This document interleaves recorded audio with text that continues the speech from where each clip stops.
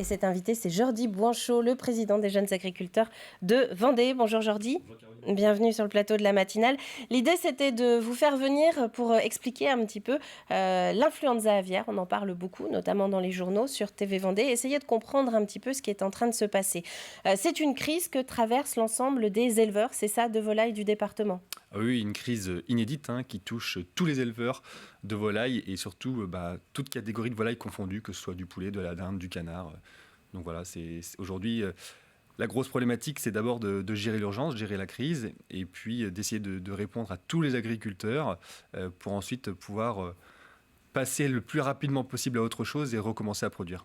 On en a parlé très ponctuellement, épisodiquement, il y a quelques années, même, enfin ça a commencé il y a quelques temps. Et puis alors là, on a l'impression que la machine s'est un petit peu emballée dans le département. C'est une maladie qui arrive par les animaux sauvages ? Oui, en fait, c'est vrai que tous les ans, on a une petite période où on a quelques cas, et c'est lié au flux migratoire en fait, des animaux sauvages qui habituellement, pendant leur flux migratoire et leur descente vers les pays africains, arrivaient à s'assainir, donc à se décharger du virus, et puis revenaient avec quelques cas qui étaient contaminés. Mais cette année, alors je ne suis pas chercheur, mais on suppose que différents facteurs ont fait que les animaux sont revenus également chargés de virus et donc finalement ont propagé ce virus, ont contaminé l'ensemble des élevages vendéens. C'est une maladie qui se détecte aussi dans les exploitations par le biais de tests. C'est ça, comment un éleveur sait qu'il peut être touché ? Alors il y a deux phénomènes. Il y a d'abord la mortalité des animaux, parce qu'on le sait, lorsqu'un animal est touché, il est voué à mourir, parce que c'est une maladie très virulente pour les animaux.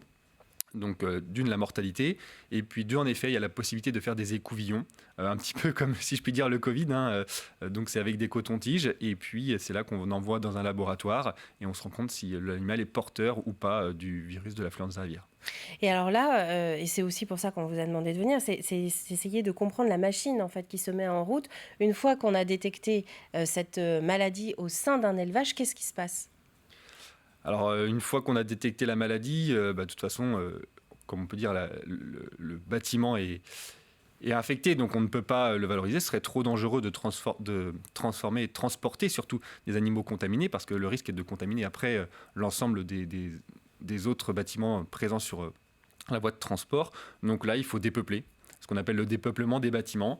Donc c'est l'euthanasie des animaux, ceux qui sont encore en vie, et puis après rentrer dans le protocole sanitaire d'assainissement des bâtiments, désinfection, nettoyage, vide sanitaire, et puis après pour espérer remplir le plus rapidement possible.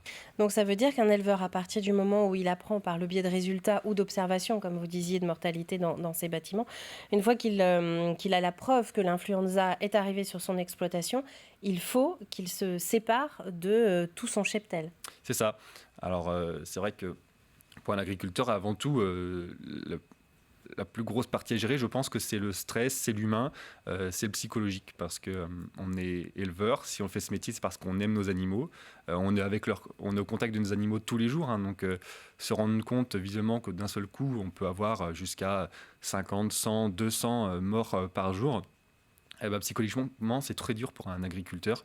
Et puis après, en effet, il faut se dire que plus vite le bâtiment est vide, plus vite il est dépeuplé, plus vite on peut aussi passer à autre chose. Donc c'est pour ça qu'on a essayé, avec les protocoles sanitaires donc de la DDPP et de la Chambre de l'agriculture, qui ont pris les choses en main, d'accompagner chaque agriculteur pour justement passer le plus rapidement possible à autre chose, ou au moins passer le plus rapidement à la désinfection, pour ensuite se dire, bon, maintenant mon tour est passé. Oui, parce que passer à autre chose, ça ne veut pas forcément dire recevoir de nouvelles volailles. Là, en ce moment, la situation est gelée.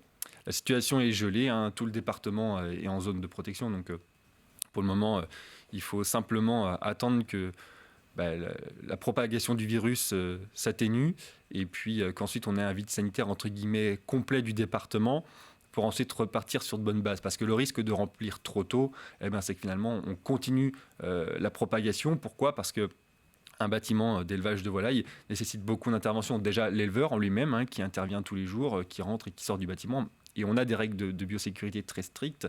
Néanmoins, on voit bien que malgré toutes nos règles de biosécurité qui sont très strictes et complètement respectées par les agriculteurs touchés, faut surtout, les agriculteurs n'ont pas à se remettre en cause sur ce qu'ils ont fait de bien ou de mal. eh bien, malgré tout, voilà, le fait d'avoir des véhicules à proximité, le camion qui vient livrer l'alimentation des animaux, finalement peut propager dans l'ensemble de la campagne vendéenne ce virus. On a une idée, d'après les derniers chiffres là, du nombre d'agriculteurs qui sont impactés dans le département? Alors on est à plus de 550 bâtiments aujourd'hui touchés, donc 550 foyers. Mais en fait, finalement, tout le monde est impacté parce que ça nécessite un bouleversement de nos habitudes total. Comme je vous l'ai dit, tout le département est impacté. Donc, moi-même, sur mon exploitation, bon, j'ai eu, entre guillemets, la chance de ne pas avoir le virus. Néanmoins, je devais rentrer mes poussins la veille où le département a commencé à avoir son pic de bâtiments touchés. Et donc, du coup, je me retrouve en vide sanitaire depuis ce jour-là et je n'ai pas pu remplir. Et également, des éleveurs qui ont de la volaille aujourd'hui encore saine, entre guillemets, eh bien, je pense qu'il faut que tout le monde prenne ses responsabilités et on va devoir faire partir nos volailles beaucoup plus tôt pour justement arriver le plus rapidement possible, entre guillemets, à ce dépeuplement total de la Vendée pour faire ce vide sanitaire et repartir vraiment de manière sereine en production. Est-ce qu'il y a, sur les quelques instants qui nous restent, est-ce qu'il y a une manière dont le consommateur vendéen peut vous aider, peut accompagner un peu la profession? Alors, je dirais la première façon dont un consommateur ou un citoyen peut aider un agriculteur, je dirais, c'est la tolérance. Parce qu'en effet, on vit une crise inédite.